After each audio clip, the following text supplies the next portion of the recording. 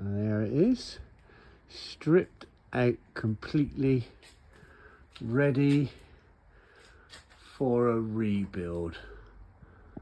Look at that. And a bit of welding. Look at that. Bloody heck. So, new van coming soon.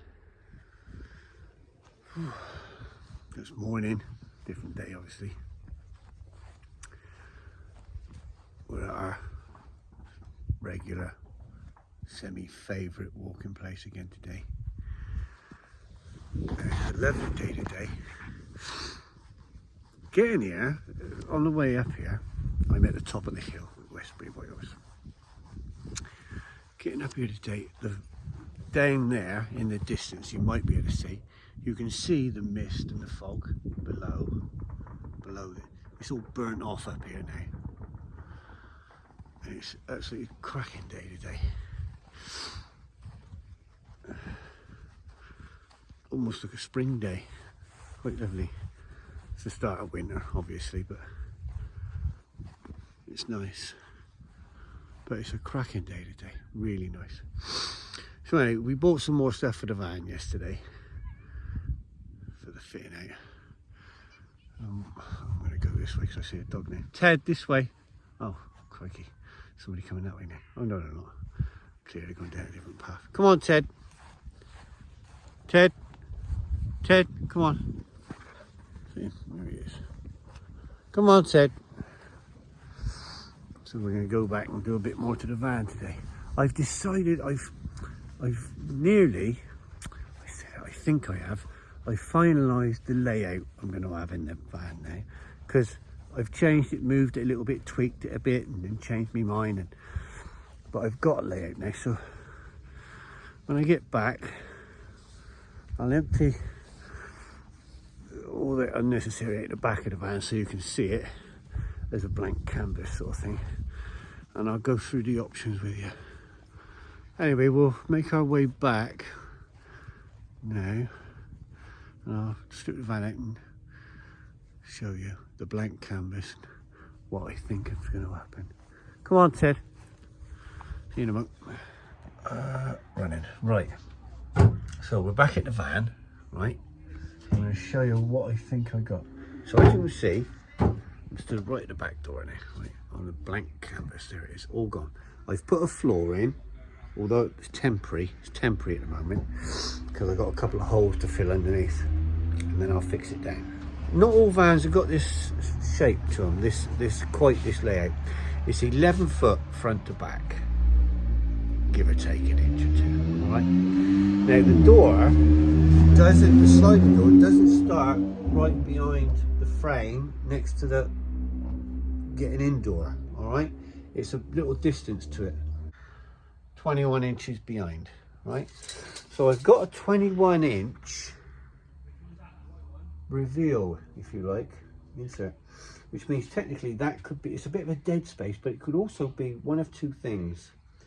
It could be a bench seat, which has got access to the front where the dogs sleep, or not sleep, but hang out with me during the day when we're traveling. Or it could even be the log burner could go in that corner. Let me turn you around and show you. Okay, now. So, as we see, there's our door opening. So that, what we call a reveal there, right? That's where the passenger seat was there. That's come out. And the dogs hang out there for me during the day. I did have a platform there before, but it's gone now, temporarily. So the thinking is this. I'm going to put a screen up across the front here, all right? But I'm going to have an opening in it there, like a big window. And then on the other side, I can fix a flop down seat to it. I never really carry passengers, so that would be functional, but it would have cushions there for the dogs during our day-to-day traveling. Now this side of the partition can be a bench seat there, and that there underneath the window is going to be a full-length bed, 6'6", which takes me up to roughly about here somewhere, give or take, just in front of that wheel arch. All right, so I look on this bit, if we stand out here, we look on that bit as our living pod section, right? So everything you need on a daily basis is in this first section, right? So that'll be a single bed, about 3 foot wide, give or take, because we're 6 foot across. So maybe a bit less, 2.6 maybe. That would probably be enough. So it's a seat during the day and a single bed at night, but a full length one. Now, if I had that extended this way from there to there, that's where the dogs can sleep and lie at night with me, or they can lay there during the day and look through where the hatch is going to be, so they can still see us traveling where we are if I have a passenger. Okay, counter shelf here, sort of waist height along there, that bit there, that effectively will be my kitchen area. All right, because all I'll need on it for cooking, I've got an induction hob, and I'm going to get an air fryer, and that's all I need for eating on the road when I'm out and about. The batteries, 2 leisure batteries, and they will fit in this corner underneath the bed. You very rarely need to visit them, so it's not that you need access to them all the times, but it will just be a removable panel underneath the bed if I ever need to get to them. Now, if I do everything like that on that side, that and everything I need can be there in that what we're going to call kitchen area. All right, and then this side can be left spacious, although I will put a little counter there with maybe a couple of drawers in it, or a couple of open spaces to store water bottles and stuff like that. All right, or water containers and stuff. All right, and tools, maybe a toolbox or something down there. So that will give the van overall a feel of space, because there's nothing going up here, no cabinets or anything up here, because you're claustrophobic.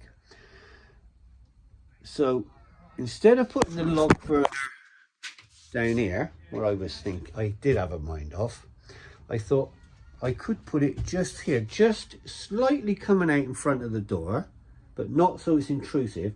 So when I'm on my seat here, my view is uninterrupted with the door open, if it's a nice place to view, seaside views, beach views, mountain views, whatever they might be. So I've got, it makes me feel like I'm in the open. That's a big old wide opening, isn't it? Look. All right, and you're going to be sitting just 3 feet from it, so that would be good. Now, so I'd have an L-shape living room, call it the living room, L-shaped. All right, so when you've got fellow campers out on the road, you're not sitting next to each other shoulder to shoulder, you're sitting in an L shape, and you can chat and talk and have a little drinky poos, because we do like a little drinky poos when we're on the road. So that sort of works.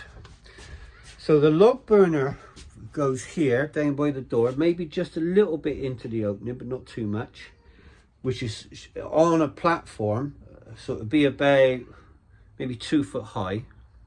And if it's 2 foot high, underneath will be a cabinet, open cabinet, where I'll store the logs and the firewood I need for the log burner. Right, chimney comes up, hole in the roof there. Over here, where I used to have a log burner 3 or 4 years ago, I got to block that one off. The log burner didn't work last time because it was too big.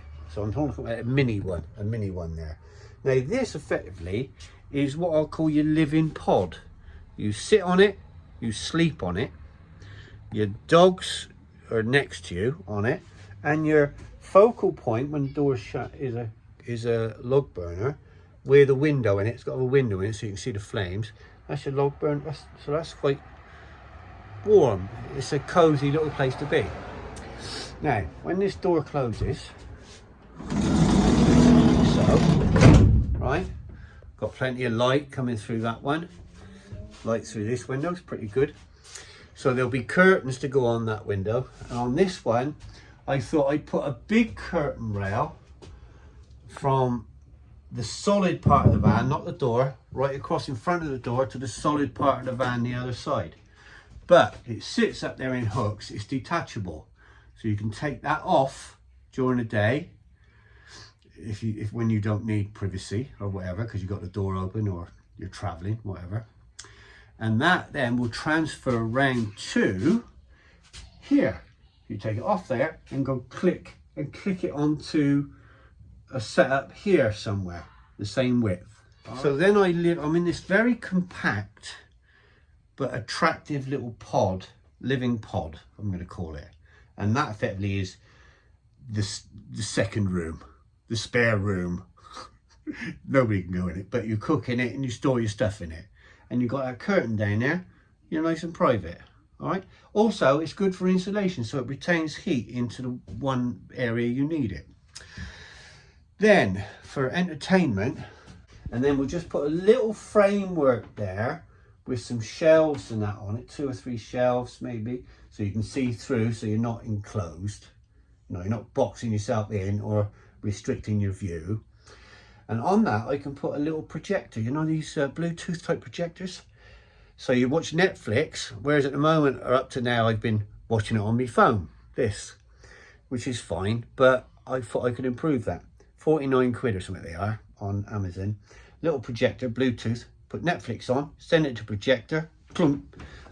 Where I've got a screen, a partition here behind the driver's seat, a square of it or a section of it is going to be the TV, the projection screen, which is great, isn't it? So I can lie in bed and watch telly. Cool. And so I'm going to make this the living pod part of it. I'm going to tongue and groove it, use all the old tongue and groove I had, because wood's so expensive, isn't it? So I won't have to buy another load of wood. And behind that, I can do some of that here, but once I've boarded it up with very thin ply, I can just carpet it, because it's not a fancy bit. It doesn't have to be fancy. That's basically it. And I can just store it. And if I get an electric bike or something in the future, I can just put it straight in, boom, between the two halves, because I got a corridor that goes front to back. So in the second half of the corridor, it can be electric bike, or I can put your stuff I don't really use on a day-to-day basis. But not over clutter. I can't stand clutter. So that's what I'm thinking. Will it work? I think so. Because under the bed, I'll have cabinets, opening doors on the cabinets and that. And I just have plastic containers and put my clothes in that, or I have a carry bag usually. But your pots and pans and that will fit in the kitchen bit. But anything you want to store can go under the, what we call the seating or bed L-shaped area. So that's the plan so far, but it may change. Bear with me. So, right, so the floor is down. I've got to take it up now and cover up some holes. Now, wish me luck. Now, most people seem to go with the battens upwards, you know, their framework or battens upwards, which is fine, because then they have their tongue and groove or whatever going across ways, which is fine. I think it's difficult to do it like that, for the simple reason that curve in there is too fierce, and you're losing so much here, somewhere in the region of, well, this is only a short piece. Well, it goes from there to there, which is where we're going to do it from, give or take. You're losing, I'll tell you how much you're losing. Ignore the thickness of the wood, right? Because you've got to have that, you've got to lose that much. So, on top of the wood, obviously, you're going to lose another 2 inches. Yeah, another 2 inches. As we all know, 2 inches can make all the difference. So, I'm going to go a different way. I'm going to put my battens lengthways. I'm thinking one there, which is where I want it to start, because everything below that is never seen. Bed goes here, so one there, maybe a second one there, which is going to be effectively just creates the bottom edge of the windowsill, and inside the window, the glass itself. Third one, just at the top edge of the window again, so by the time I put a reveal in there, you see what I mean? And then another one at the top. We may have to cut it a little bit to get as high as we need to allow for the fact the roof comes over, whether we've got that really difficult gap to fill. But we can work that out when we get there. So I'm thinking 1, 2, 3, 4. So our widest gap to bridge with our upright boards, or ply, whatever I decide to put there, it's going to be tongue and groove this side, boards that side, is only going to be that long, which is will always be a bit spongy. I don't think so. If I try one, I think it is too spongy, so I can put another one through the centre anyway on this beam. So, or in line with this beam, not actually on this beam because it's recessed. That's the thinking so far. So we're going to start with that. Start with one at the bottom, one at the top, and then just gauge it from there. What do you think? Do you like it? Yeah? So, we've got in the frame for the first side. So here it is. There we go. It's uncomplicated, simple. 3, not obviously it's more than 4 strips. You've got to put cuts in at one end.